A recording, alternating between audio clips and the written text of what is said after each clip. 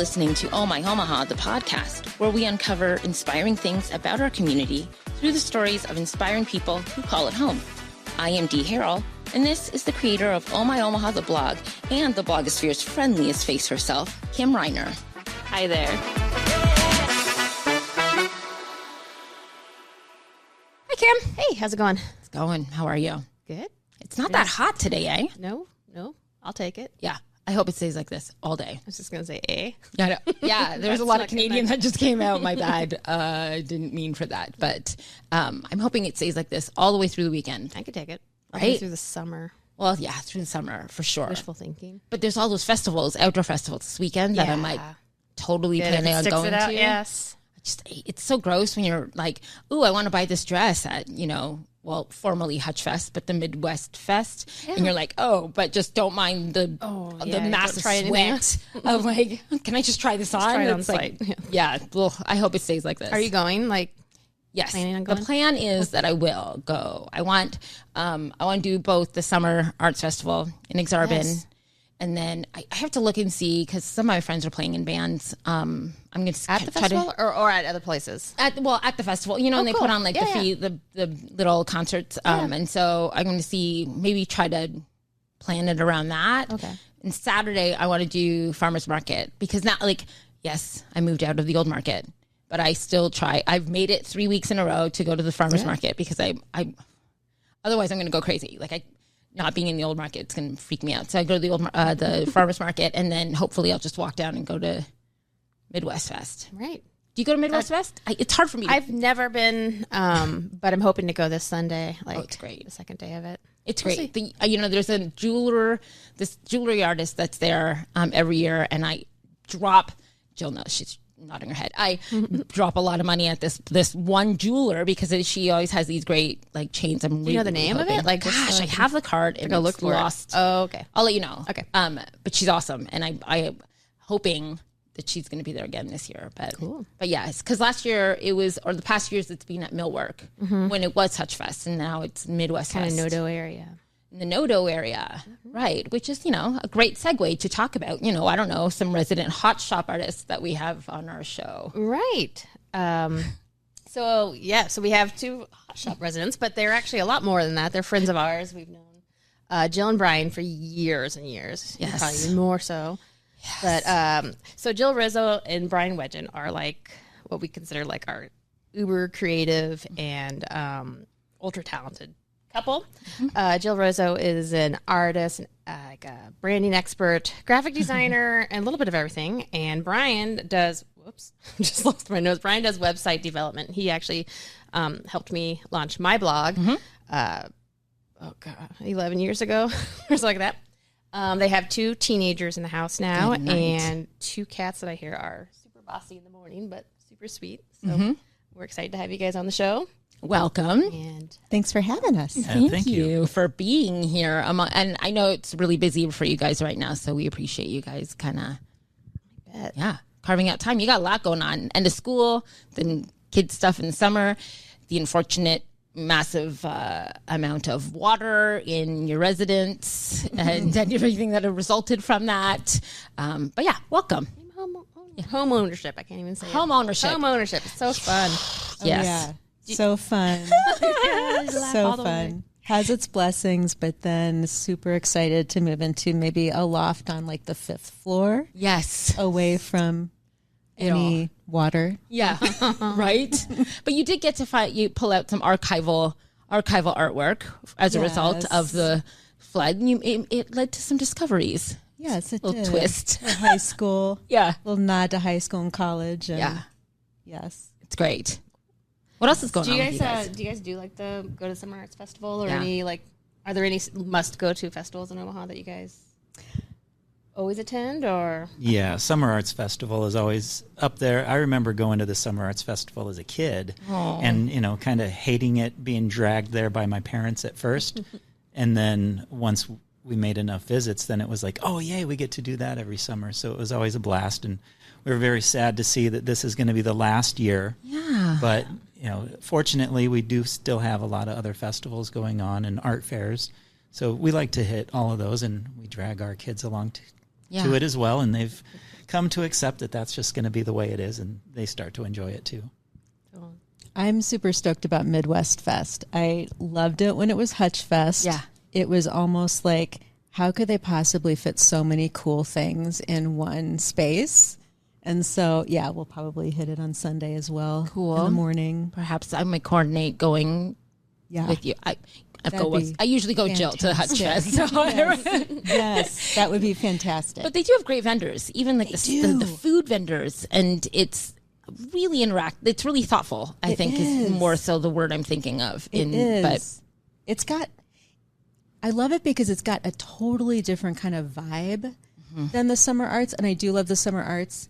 Hutch Fest is a little bit more quirky, and they bring in vendors from like Des Moines and like Kansas City and Minnesota and just all over, like stuff I've never seen before. Yeah. So that's a good word. I'm excited. Yeah, quirky. Yeah, quirky and modern, and they have the vintage clothes, which I love that vibe. And last year we found that vintage furniture store that's like hidden gem back there. I was like, how did we not know this is back there? Yes. Do you remember what that was called?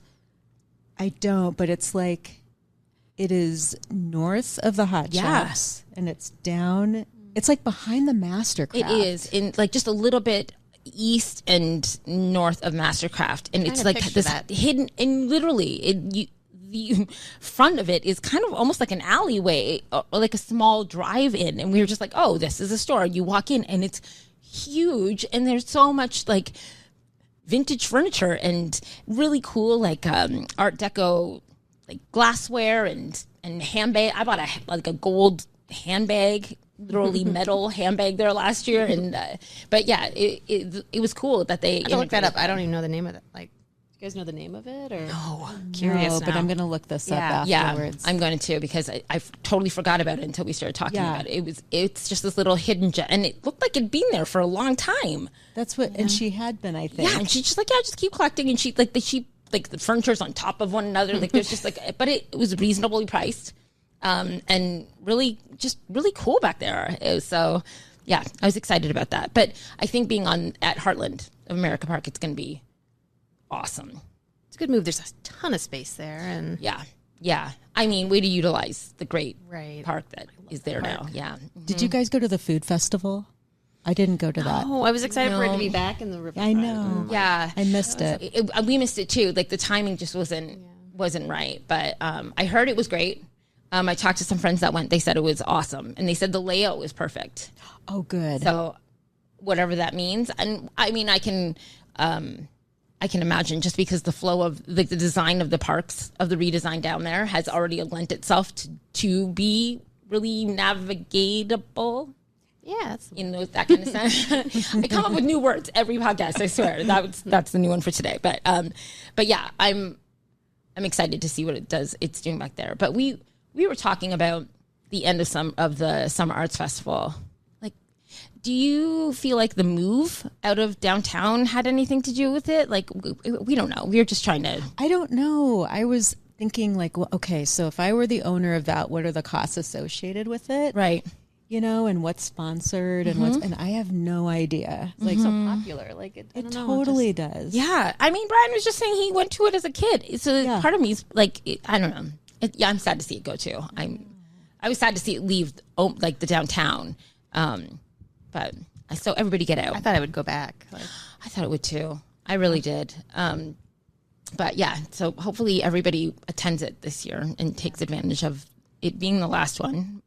Sadly. All right, so let's go back. Okay. I like in your bio that you say that you're basically an Omaha native. You know, I mean, once you're from New York, you always want to say, right. My family's from New York. Yeah. I've lived here all of my life, aside from 5 years. See, but it's interesting to say that, though. I'm always like, when do I always refer to going to Toronto as going home. Yeah. Right? Yeah. But I was like, I've lived here longer. So, like, at what point... Or at what point does this one become home? Is the first one, I guess. I'm just curious on that. That's a good thought because, like, Brian and I went back to visit family in Buffalo, which is where my father's brother and sister live, and all of our cousins and everything. And being back there, even though it had been years, felt like myself. Like I felt like I stepped into like the energy of people. Like we were all kind of connected. And we all feel, and that felt like home. Like wherever this group of people, humans are, is home to me. So it's almost like the people and the understanding. It's like, oh, it's a big group of Italians. It's like, oh, this feels like love and home. Yeah. And Omaha feels like home too, but it's like a different, I don't feel roots here. I feel roots out there, you know? Yes. I feel more grounded out there than I do here potentially. Yeah. But here's where life has been lived truly, you know, in Get years. that. Yeah. It's a good way to describe it. I like it. But you are an Omaha native. Yep. Yeah. Born and raised. Yeah. So, roots. Yeah. Both of my parents were from Columbus, Nebraska, Yeah. and got here when my dad came here to go to art school. But then I've lived here the whole time, aside from spending a semester in Antwerp, Belgium, studying art. This has been home base. Yeah. So you guys have a lot, like, so your dad studied art, and you guys are super creative, and we were wondering, like, passing on your loves and your passions for art and music and everything to your kids. How has it been, like, watching them develop their own, like, opinions on things? And we were talking about how you would assume your kids would take on your loves of certain types of things, and they end up going on a different direction. And so how has that been, like, raising kids? And they're creative kids, but have they, like, embraced your graphic design or web design or painting, or they go on a whole different direction? It's been interesting, and I think that it, at least for me, and I think for us, since we had kids after we were a little bit older, like in our 30s instead of in our 20s, that it's been great to be able to share our passions and the things that we love with our kids, and they have to be involved by default because we're going to do these things, but we're going to bring them along. And so even though, like, they have hated getting dragged to art openings and gallery shows their entire lives, now it's just become a part of their lives, and so they know what to expect and they appreciate it. And their creative sides have developed kind of along their own paths. Like our daughter, who's turning 13 Saturday, she is always crafting and coming up with projects, and it's just really amazing to see, like, how did you do that? Oh, TikTok. Oh, YouTube. Like, when they want to learn something or figure something out, they have the resources. They can just do it and find out. And then, Elka's just great at taking the initiative and just going for it, which is so cool to see all these unique projects that she has going on. And then Calder, 16, and his creative side comes out in different ways. He's much more engineering and mechanical, and likes to kind of build and fabricate and figure some things out. But he also is a lot more intellectual about his creative things. He does a lot of stuff in his head, and he reads voraciously. So it's cool to be able to kind of provide them a lot of ammunition and resources for exploring what they want and then seeing where they end up. Yeah. Can I tell you a quick story about Elka? Yes, please. So in kindergarten, which has got to be one of the most fantastic years of a child's life in school, I still consider it my favorite year of schooling. They had a notebook, and it was supposed to be a words notebook. Like, they're going to write down all the words they're learning, just very simple words. Well, the teacher's like, I have to show you this. And she was a great teacher. She just kind of, like, guided and let the kids, like, didn't penalize if it was, for example, full of pictures, which is exactly what Elka's was. She said, I think it's really cool to see how visual a child is inherently in them. Like, this is what they were born like. And she said, no matter how many times we talked about words, Elka would fill this with pictures. Like, she would start with the word and then it would turn into a picture. And so I thought, that is so freaking cool. Like, because that's when I figured out I was in kindergarten and I was coloring in a picture of a clown. Side note, I don't love clowns, but I had this feeling like this is what I'm going to be doing the rest of my life. Yeah. So I never questioned it. And so when she's told me that about Elka, I thought, well, maybe this is kind of her destiny. So it'll be super fun to watch and see what she's interested in. Yeah. You know? Yeah. So yeah, it's been a blast to watch them, you know? Like Henry, any work that he has to do, there's always like a margin of doodles. And whenever he has to do any art projects, he has to like buck the trend where it's like he doesn't like to do anything. He likes to sketch in pencil. And so everything's got to be like black and white pencil, like, and he likes intricate sketches, but color, it's just like, he has to be like forced to like follow the rules. He hates art class because there's restrictions and like a deadline. I'm like, well, if you're a creative, there's going to be deadlines. Like, you have to just work with it, but it's cool to see how they even like from a young age, they just start their journey, I guess. Parker's all black and white and gray as well. Even as an artist, she is an amazing charcoal and ink artist, and she is like dresses black. She's all but she's all the most sunny disposition ever. But she is like totally color averse in her creativity and the way that she sees the world. Right, like the world is so. It's almost as if the world is so colorful to her that she has to pull back a bit. Like, let's just bring the gray and the black and the white back kind of deal. But yeah, honestly, it's just such a funny like juxtaposition of who she is and the things that goes on in her head and then draws. Like it's a really cool thing to see that play out in your kids. It is cool. I mean, I always saw black and white as the essence of something. Yeah. You know, in photography, it's easier to get an emotion or at least connect with the emotion when it's black and white. And you notice different things. And I feel like that's so pure. Yes. You know? Absolutely. Yeah. That's funny. I never thought about the aversion to color until you just said that about Henry. We were talking more like even genealogy, right? Like you're saying like your parents are artists or philosophers or thinkers and whatnot, right? And then how does it play out into adulthood? How do you, as parents now of seeing these budding creatives and thinkers and whatnot, what are some of the things that you guys do around town with them, with your kids, to kind of just hone in on it, or is it like, no, this is how they are, we want to do something completely different and see what happens, branches from that, or anything like that? Does that make sense?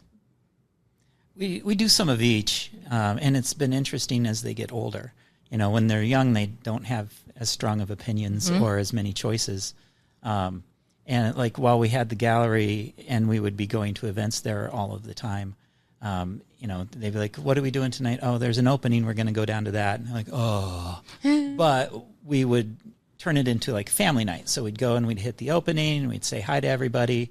And then they would whine and complain until we got to leave. But then we'd go do something. And now that they're a bit older, we've got to vary some things. But like a few weeks ago, it was the end of a particularly stressful week, and some friends of ours... It was the flood. Yeah, it was the flood. So our basement was destroyed and our morale was way down. And some friends of ours do sound baths and sound healing events. Yeah. And so we were like, oh my gosh, that sounds like the best thing tonight. Should we go? Yes. Should we take the kids? Yeah, let's do it. And it ended up being a bit of a, whoa, geez, do we have to go kind of a thing. But I think they really appreciated, seeing something that we've enjoyed ourselves and we've told them about. Like, it's cool. You lay down and you relax and you listen to these sounds and vibrations and you do some things to help calm your nervous system. Where do you do that? Where is that? This one was with Illuminating Hearts as the group. It's Astara and Orion. And they do the events. This one was at Bancroft Street Market. They do a lot of their like full setup there, where they've just got this whole like array of gongs and singing bowls and didgeridoos and chimes and just all these different instruments that vibrate to make sound and music. And so then they lead you through some calming and centering exercises, some breathing exercises, and kind of help you get your body and your mind in the mindset of calm. and then you lay down and you experience the sound event, and it's great. And Elka fell asleep, which is really what I think she really needed. And Calder really enjoyed it. So we took them to that against their will. But I think they appreciated it. And then we also will have times where we try to figure out, like, what do they like? What do they want to do? Yeah. Like last week we took them to a movie that maybe they didn't necessarily want to see, but we didn't know anything about it. So we like to introduce some things that are like, hey, let's just do it for the sake of doing it. So dinner and a movie with the fam. And then they're involved in tennis for activities, and Elka does dance. And so we have a lot of things related to that, and we try to expose them to both things that we like, but things that could resonate with them, like live music performances and art events and cultural events, and just getting out and being in the world with other humans. Yeah. We kind of had this idea when we took him to the movie was I saw the TV Glow, and it's a really interesting movie. It was down at Film Streams, and I went into it thinking, is this going to be kind of like a Stranger Things type of, which they love. Yeah.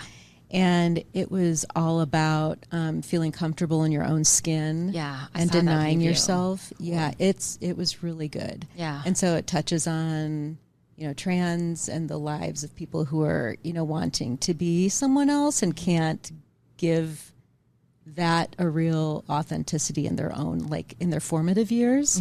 And so you felt the discomfort, and so I looked at the kids, and they were, it was kind of, it felt long, but they were very engaged the whole time. And we ate somewhere we'd never eaten before near there, like the Hook and Lime, which is right by Slow Down. Just great service, great environment. And it's like, we thought, well, why don't we try to get out and like try a different restaurant every time we go out and have a food night versus go to the same place over and over again. Yeah. Because I'm all about, it's almost like with kids, I've noticed this, at least with my own life. It's like, when you taste different things, you're like almost training your palate to be open and to enjoy different flavors. It's kind of like that with experiences. It's like seeing like the benefits of a sound bath, or okay, how do you feel after it, and how do you feel after seeing a movie that wasn't on your radar or tasting something different? Yeah. And Elka's even ordering different kinds of foods now, where she would have ordered like the same thing or had trouble if there wasn't anything other than cheeseburgers and mac and cheese. Right. And so I think kind of learning flexibility through different experiences and changing it up is so important for them, because during COVID, things felt a little like rigid and formulaic because they had to be to a certain extent. And so it's almost like, God, in order to be like an operating adult to like live in communities with different kinds of people and different kinds of thoughts, and you have to go to different places and see different people and interact and have different, I guess, like vision to different experiences and what different people need. You know what I mean? Yeah, totally. Not everyone's the same. And sometimes when you're at school and there's a populous body, you feel like, oh, we're all kind of similar. Yeah. And that can be dangerous. Yeah. And on TikTok, you're seeing like things are curated and you're starting to see the same thing, and you're kind of, you're style profiled.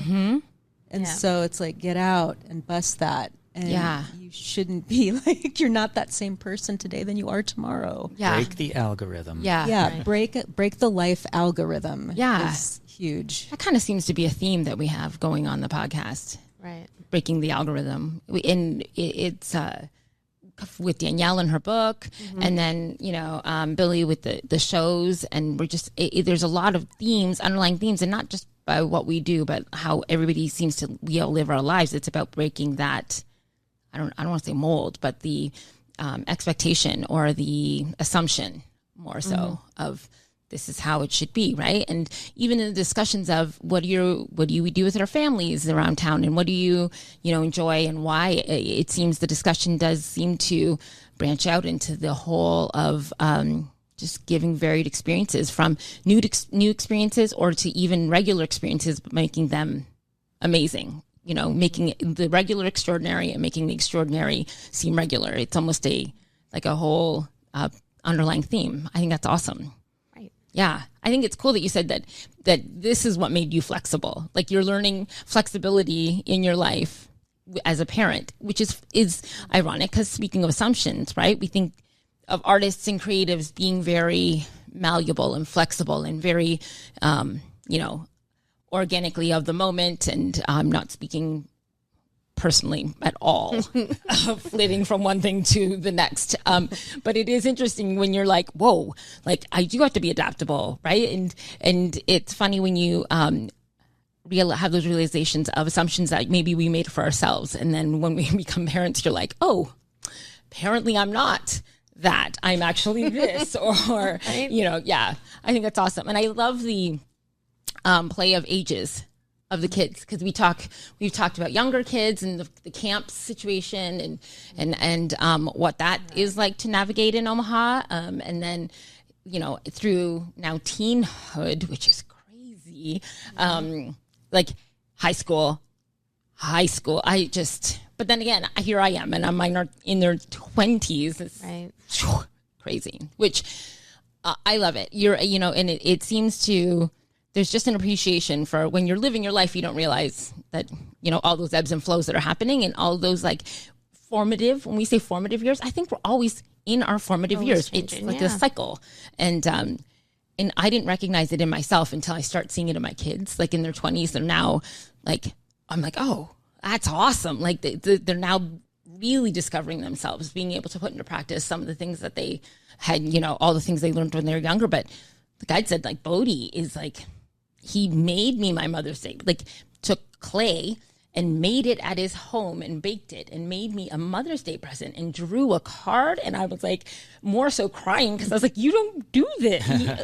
What is happening, right? He's just making things now, which is awesome. And he eats raw fish and he eats he's so open for sushi. It's just the coolest thing to see the growth, ups and downs. It's just, yeah, it's awesome. So I feel very excited for you guys in the times that you're at. Yeah, totally. All right, let's bring it back. That's so exciting. I'm sorry. I'm just grading. It is so excited. I know. It's so good. It's trying to pretend like we don't know each other very well. It's difficult. But we couldn't bring it back. Let's, you were saying something about hot shops. I wanted to ask you guys about hot shops, because we've always just been there as during the open houses. I love those. Mm-hmm. What's it like being there during the regular hours? And what's it like? What's the community like of artists? And it's like art camp for adults. I'll just say really quick. I was there when they first opened, during that first season of the J-Does, and it was great then, and it's great now. It's different. It's it's a little bit more. There's more artists there. You have to work there 20 hours a week in order to keep your place, and there's lots of classes, and there's so much support there. You walk in and people are stopping by, and it is seriously like being in school again, because everyone is so open to teaching. Awesome. Or they'll see something and they're like, what are you working on? What do you work? It's like being in the studio art class that I missed so much in college. And it is a place full of learning. And, they say, if you're not learning, you might as well die. You're standing still is dying, right? You always want to be learning something. And that's a hotbed for the hot shops. Is a hotbed for learning. Do you take some of the classes, or do you kind of glean technique from neighbors? I want to. Brian has, which I'll let him, he's glowing about his classes. Yeah, I just got done with a 4-week intro to pottery class. Awesome. Where I had done ceramics in college, but I didn't practice throwing on the wheel very much, because I loved hand building, and I still love that, but I had just been wanting to get back in and try throwing on the wheel and see how I could do. And it was great. It helped reaffirm that I really, like I've been painting a lot, but I really like to make real, actual, physical objects and things.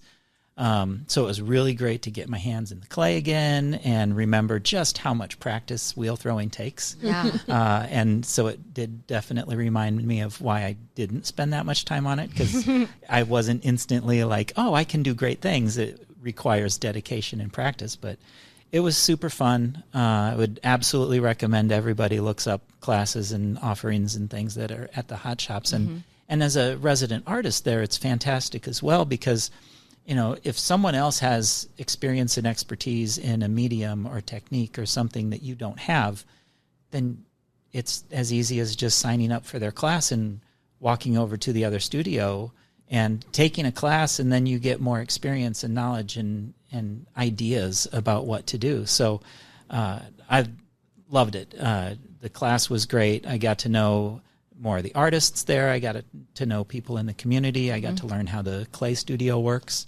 And so now I'm ready. Anytime that I want to work on another batch of stuff, I can just sign up for studio time, which is just a small fee for a month. Yeah. And then you get clay and you have all the materials and everything else. Awesome. And yeah, it's really fantastic. I felt very fortunate to get in there because those spaces go fast. Yeah, they do. They do. How do you guys find like the balance of like your day jobs or whatever, but how do you stay creative? And you said you have to spend 20 hours a week in there.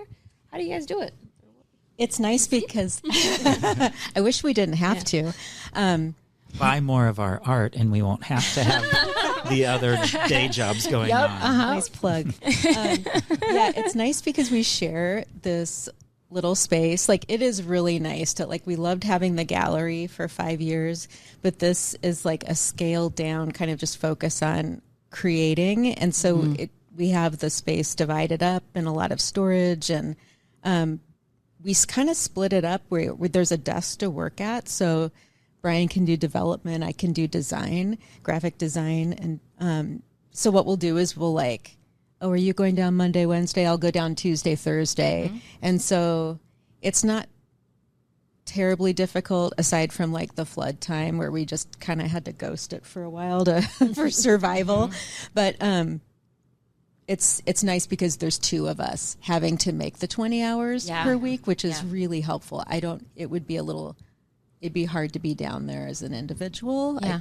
But it is wonderful having a space to digitally create and then move the brain over to the other side, which is just kind of like tactile, using your hands, using your eyes. It's like, feel like as, paint goes to canvas, I'm thinking about, it's like standing in the shower. Like, I'm problem solving without thinking hard at all. It's almost like this meditative state, which helps feed the ideas that go into branding, problem solving, and things like that, which is kind of fun. I didn't realize that until we had the space to utilize in both ways like that.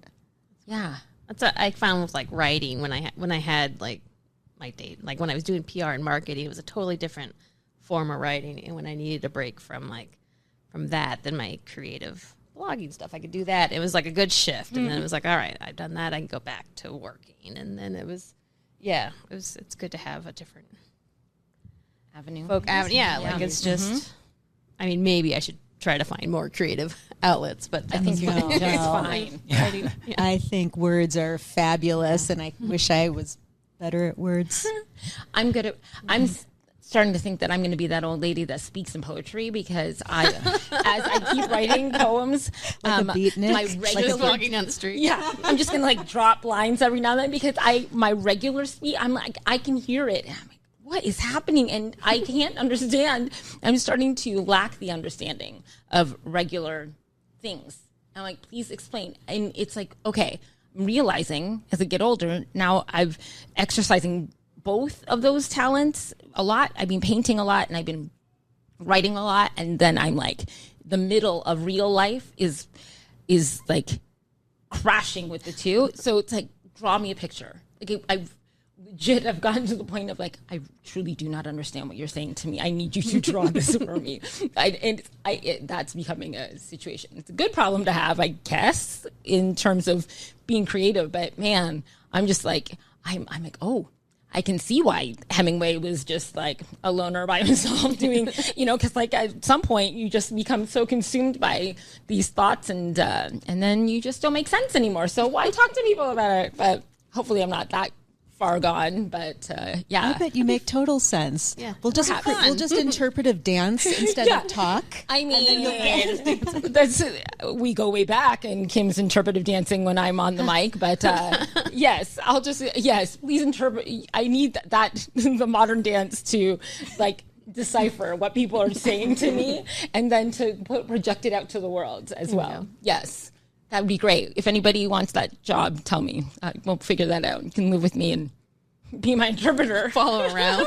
I feel like that's like meaning like on either side, you are living like you are giving 100% of yourself, right? Which means like the center is just squishy. It is squishy. It's squishy. I say it's fluffy or blurry. Like I'm in a constant state of blurriness. But, you know, kind of cool. It's kind of like when you stand up too fast.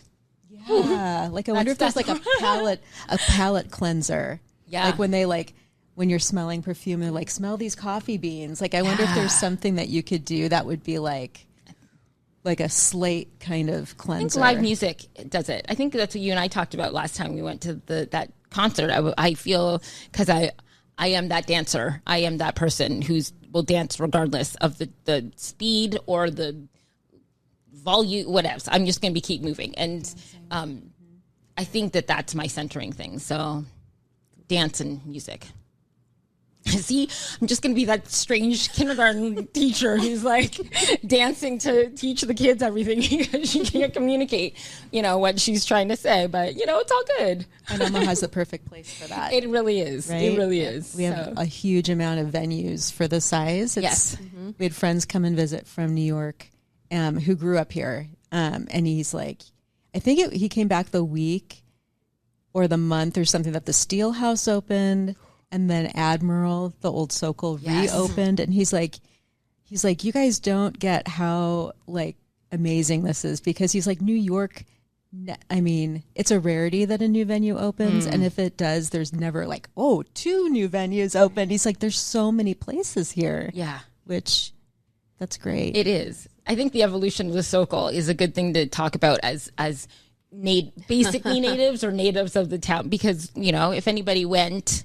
I mean, we all went, but to the Sokol and Sokol Underground, it's funny to go back now as the Admiral. I mean, even so nice. It is so nice. Silver Sun Pickups. We went to that show, and he's even like, I have to tell you, like, I thought we were all going to die. Like, we were coming into Omaha going like, love this venue, but man, you can't breathe, and it's so dirty. Like, it's so hot. And he's like, this is beautiful. And it is. It's to see the transformation of it. I'm so happy they restored that. It's such a cool little venue to go to shows.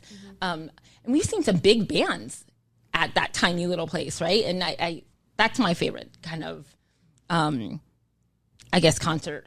Most of the time, it's just that kind of intimacy. More intimate.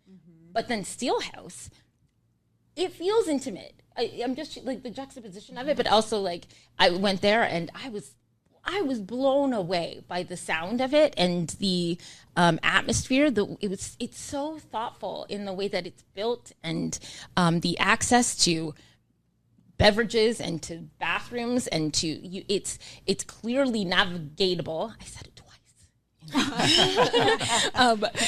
It's really, but it's great, and the sound quality, you could hear every instrument really great. And it sounded produced. The opener, Samia, first of all, that she blew me away. That whole band blew me away. She blew me away. I was like, close your eyes. She sounded like it was a record. It was beautiful. And then Bleachers came on, and they sounded so clear and so beautiful. I literally was blown away by the quality of it. Yeah, it's building design like as an art form. Yeah. And they have art in the building. Yeah. I don't know if I've ever been in another venue where the sound is as good as at Steelhouse. And we've seen shows in tons and tons of places. Right. But now I've seen 3 shows there, and every single one of them was just like, I can't imagine how the sound could be any better. It's just fantastic. I'm so excited because one of my favorite bands, it's a jam band, but Goose is coming on Monday. I'll be there too. We've seen them, in different venues, but I was like, I'm excited because for jam band, because they rely so much on the instrumental and the support of the entire like ensemble that I cannot wait. I am so excited for that. But sorry, tangent. We'll bring it back. Bring it back. Let's talk more about the kids. Yeah. What things are they involved in that you guys are like, whoa, don't know anything about it, but let's find out about it. Let's discover it together. Is there anything like that? Well, one of the things that we encouraged them to do was, be involved in an activity. And so as littles, they played soccer, and that didn't stick. And Calder played baseball a little bit, and that didn't stick. And so then he tried tennis, and he really enjoyed that. And then because he was doing that, and Elka had tried soccer, then she tried tennis too, and she's stuck with that. And so, I was not much of a sports person as a kid. I played soccer all through elementary and middle school, but that's just because we had to as well, and there were very few other options. And it was very casual, 1 practice and 1 game a week. But they've stuck with that, and so we've had to learn the tennis world and the way that stuff goes along with that. Yeah. I think dance probably, like Elka. I was a very awkward kid, and I took dance classes at Sorensen Library, and couldn't turn into the corner of the wall to save my life. But watching her on stage, like, she's very private and doesn't want to really, now she is dancing in the house in front of us, but before she just, no, I don't want to, And so seeing her at like a production, just kind of blew my mind. Like, she's so graceful. Like, her lines are so long and so graceful. I'm like, this is so foreign for me. I'm 5 feet tall. I'm not graceful. I'm basically a hobbit, a Sicilian hobbit. But so like seeing her, I'm like, wow, she just embodies grace. And that surprised me. And it's like every time I see her on stage, I'm like, oh my gosh, she's like a young lady. And she's taking dance at the JCC. Nice. And it is like having a second family. They are so kind, and she's not very competitive, but it's a place that's all about the art form of dance. Yeah. And encouraging just everyone to be as good as they inherently are and what they want to give, and not expecting them to be anything different. And so that's been a real growth for me as a parent watching her, and then having that support of the teachers. It's like a community. It definitely is a community. And I'm just like, yeah. You guys had art show there too. Yeah. Oh yeah, we had an art show there. Yes. It is a great community. I'm glad that you brought that up. In talking about the different venues and places or activities and things that we can bring our families to, I think sometimes we forget about JCC and the why and like the almost foundational ones of the community. That's great. Yeah, that community is wonderful. Yes, and they embrace all. It's like you do not have to be Jewish to go there, and I just appreciate the support and kindness that they show every human that walks in. It's just really beautiful. I hear they have an awesome pool. Oh yes, and the outside. It's at 132nd. Yes. Just south of Dodge. Correct. Yeah. It's beautiful there. Great outdoor, like, lazy river pool. It's pretty amazing. I forgot about that. Yeah. It's great. And it was interesting with Elka's development into dance there. She started out with just a couple of different classes, and she enjoyed it so much that she wanted to join their junior training company, which is kind of like the, okay, you're the serious people. And so to do that, then she needed to take multiple different dance styles. And so we're like, oh my gosh, you're going to have dance 4 nights a week? Yeah. Like, are you sure you want to do this? And she's like, yes. You know, like, okay, you understand that you still got to do well in school and you still have to take care of all your other things. And so she had dance 4 nights a week, piano lessons once a week, and tennis once a week. And every single one of them, she's, you know, yes, I want to. And she's the one telling us, like, hey, are you ready to go? It's time to go. We need to leave now because I would like to be there early. I don't want to be late. So we're like, oh my gosh, where did this come from? This is amazing. It is amazing. It's like, show me what you want to do. I'm behind you 100%. I'm not going to make you do anything. But like, if you're like, I want to try this, cool, let's go. Right? Like, I love that. That's amazing. Oh, I, truly didn't understand. And I shared this with my father last week, is that there were times when I was in school. So he helped with the first 2 years and then I paid for the rest when I transferred back to Omaha to Creighton. But there were times when I would get like notices, like payment notices, like your bill's due. And it didn't occur to me that maybe my father can't afford this and he's doing everything he can to help send me to this school. And I did, there were scholarships, but it's like it was still a chunk. And I didn't really understand what is that like? Why would he stretch himself so thin? And now I totally get it. Like, I'm not gonna choke up, but it's like now I feel like anytime I see the kids light up, it's something I am gonna bust my ass to be able to, support them. And not give them, not overly give, not, but just like, man, I really love this teacher. This teacher is someone that they'll remember the rest of their lives as making a positive impact on them, right? And it's like, that's a mentor. It's like a life mentor. And so anyway, it's thankfully, I think Elka is like selecting dance as the thing. So tennis may fall away. You never know, but that would certainly simplify things. But whatever, we support. They're so young still. They could come back in and out of things. And oh, yes. I mean, hello. They could be eating raw fish and making ceramics at home. But it is funny. My kid,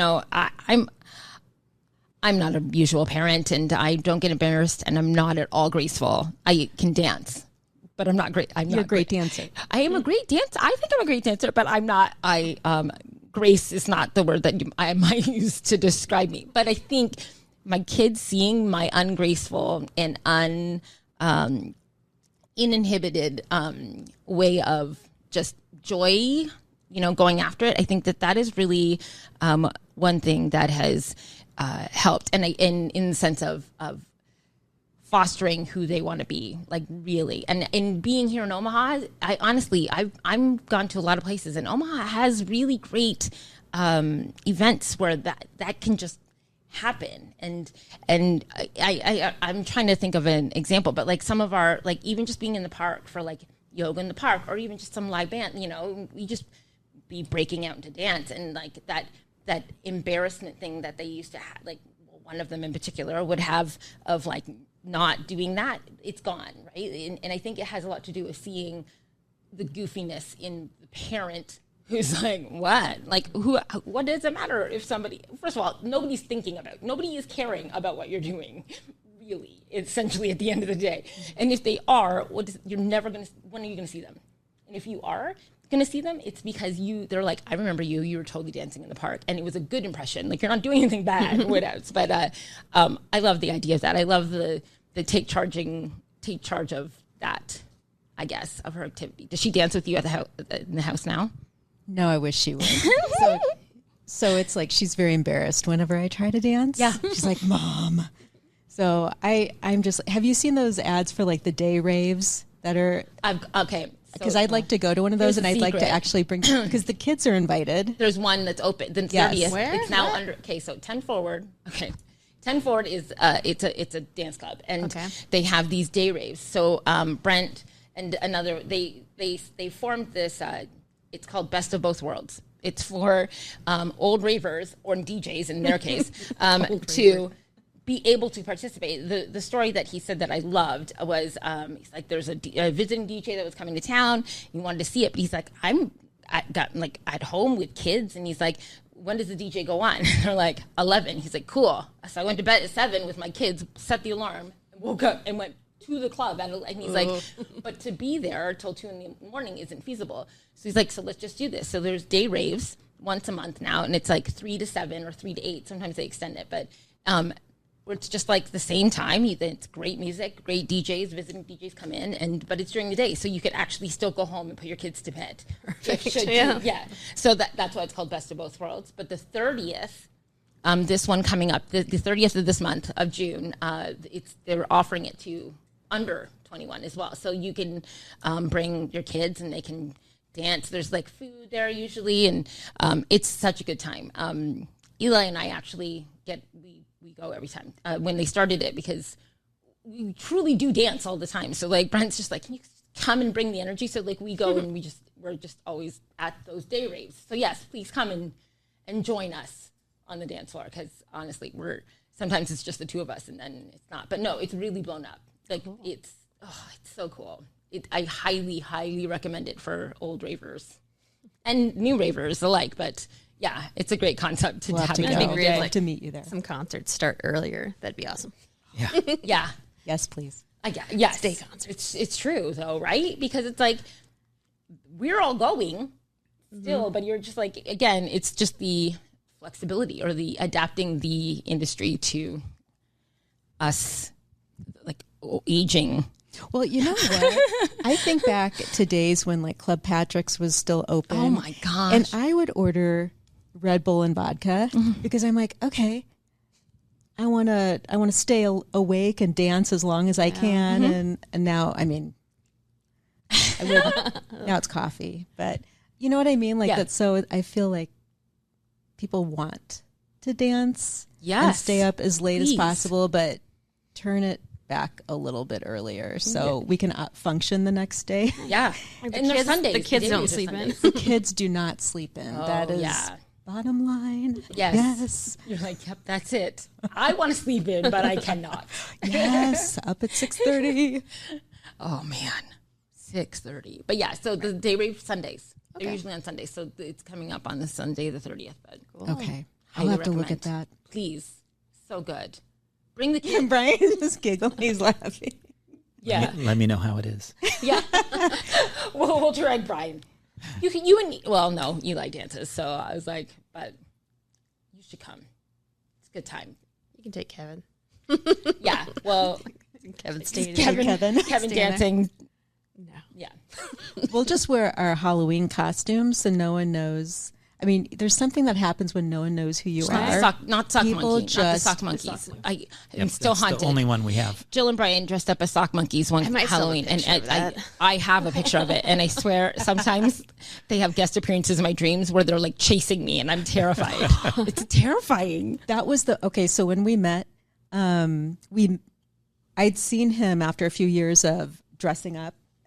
We would see each other at a Halloween party when like 3 of the different advertising design studios would get together and have a big costume party. And there were amazing costumes there. Very well. And there was, so the first year we were dating, I was like, I have this idea for costumes. It's a couple's costume, but it's going to take like probably 2 weeks to make. And he's like, I'm in. And I thought that was so awesome. And they were sock monkeys. Yes. And we went all in because we wanted it to look like a legit large scale stuffed sock monkey. It did. And when we got out of the car, there were 2 girls walking towards Drastic Plastic, and they went in and then they popped out right away and they're like, oh my God. And they started running towards us, and they were like, they're like, can we hug you? We used to have you when we were little. And so they were like, and they said the same thing. They were like, completely freaked out when they saw us and horrified, but then also wanted to hug us. Yep. And they had these great memories. And I'm like, that is the perfect costume. It was perfect. It was perfect. And you guys walked in with Brian had Jill on your back. It was so, oh my gosh. And up those stairs, because it was the old O'Connors. O'Connors and Monster Club. The deadly stairs that everybody has fallen down, but those stairs just coming to us. Yeah, I'll never forget it. Okay, so Some costumes. I did give you guys the question, but every podcast we ask the final question of our guests. Where do you find inspiration in Omaha? Do you want to go first? I'll let you. Or whoever thinks of something first. Really quick, our son Calder finds endless inspiration in the old market, in any old place of Omaha. I think he can feel the energy of decades down there and where the artsy, freaks and geeks and wonderful, amazing souls that they were used to hang at the Antiquarium and all those beloved spaces. I would say I'm the same. I'd say in the oldest parts of town, I love Benson during First Fridays, but I really love downtown Omaha. I love Little Italy.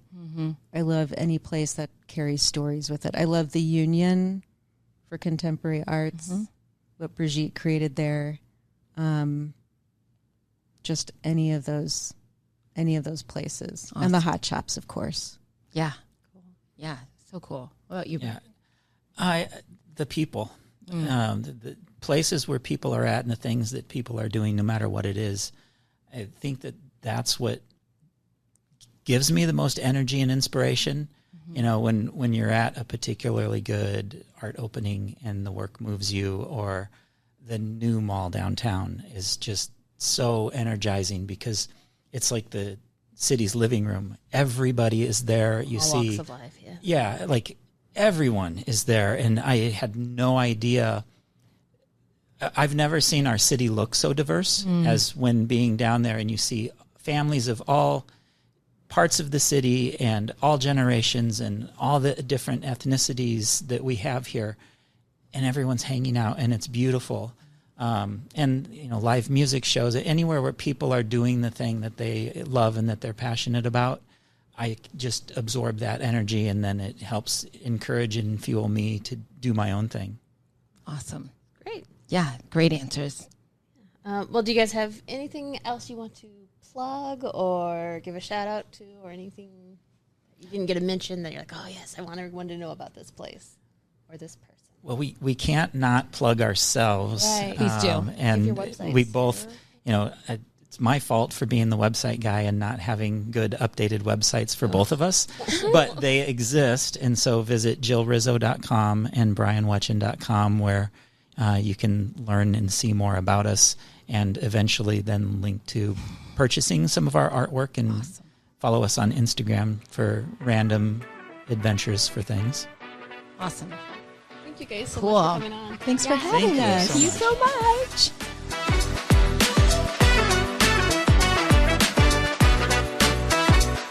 Thanks for listening to Oh My Omaha, the podcast.